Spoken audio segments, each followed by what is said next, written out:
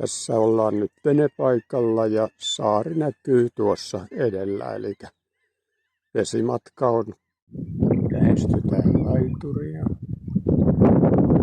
No niin, sitten ollaan laiturilla. Kello on jo 7:00, eli on vähän hämysää. Ja laituria pitkin mennään itse asiassa tonne mökille, joka menee tästä kivien välitse. Saari on tosiaan ihan yksityissaari, eli tällä saarella ei ole muita mökkejä kuin tämä. Jos haluaa rauhassa kesänsä viettää tai vapaa-aikansa, niin täällä se todella on mahdollista. Ja sitten tullaan mökin terassille.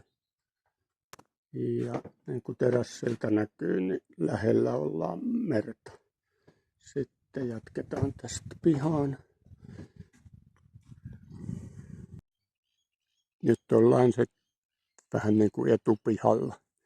Mökki on tuommoinen 70-lukuinen kausen hirsimökkejä, mitä siihen aikaan tehtiin, mutta hyvin ne on kestänyt aikaa. Sitten jos jatketaan vähän eteenpäin, niin tulee tämmöinen pieni sillan näköinen, joka nyt ei ole välttämätön, mutta oikeastaan tämä tila koostuu 2 saaresta ja nyt me vaihdetaan saarea. Mutta niin kuin näkyy, niin maan nousu on aikanaan tehnyt tehtävänsä, että ei tässä mitään sinänsä ole, kun kartassa vaan tässä on 2 saarta. Hieman olisi ruohonleikkaajalle töitä itse asiassa, ja sitten mennään katsomaan tuolta pikkuvajoja vielä. Ja täällä on tämmöinen puuvaja ja varastokoppi, ja tuossa on tommonen jonkunnäköinen vierasmaja, vilastaan sinnekin. Mökki on tosiaan kuolinpesän mökki, ja niin kuin näkyy, niin metsurilla täällä on pikkasen töitä, mutta vilastaan. Eli täällä on tämmöinen pieni mökki, mitä nyt sitten vierasmökiksi on kutsuttu joskus. Tässä on tosiaan sauna samassa rakennuksessa. Ja nyt siirrytään tuohon sisätiloja vilasemaan. Sitten pikainen sisävilkaisu, eli täällä on tupa. Ja vuodesohva täällä tuvan puolella. Sitten on avotakka itse asiassa.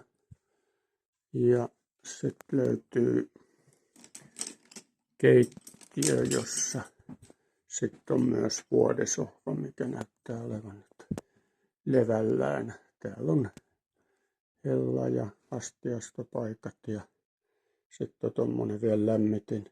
Varmaan kaikki kodinkoneet on sitten ihan vaihtotavaraa. Hellat ja kaasujääkaapit ja varmaan kiuaskin. Aikansa eläneitä saa sitten miettiä, että pistääkö tämän aurinkosähköä. Sähkölinjahan kulkee saaren läpi, vaikkei täällä sitä sähköä itse asiassa ole. Mutta näkymät on kauniita. Ja otetaan toisesta ikkunasta vielä. Tästä on näkynyt on venerantaa aikoinaan, mistä tästähän ei montaa 100 metriä ole, mutta ei toki sitten enää näy. Ennen kuin moottorisana soi. Ja piirissä on myös vessa. Siellä on tommonen Kekkilän erotteleva vessa, mitä nyt nykyisin käytetään.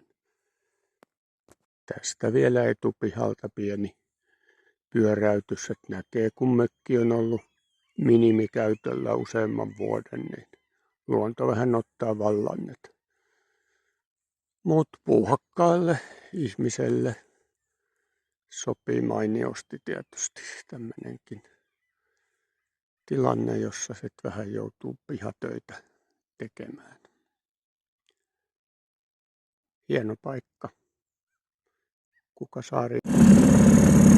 Pientä videota vielä mereltä, eli mökki näkyy tuossa edellä olevassa saaressa.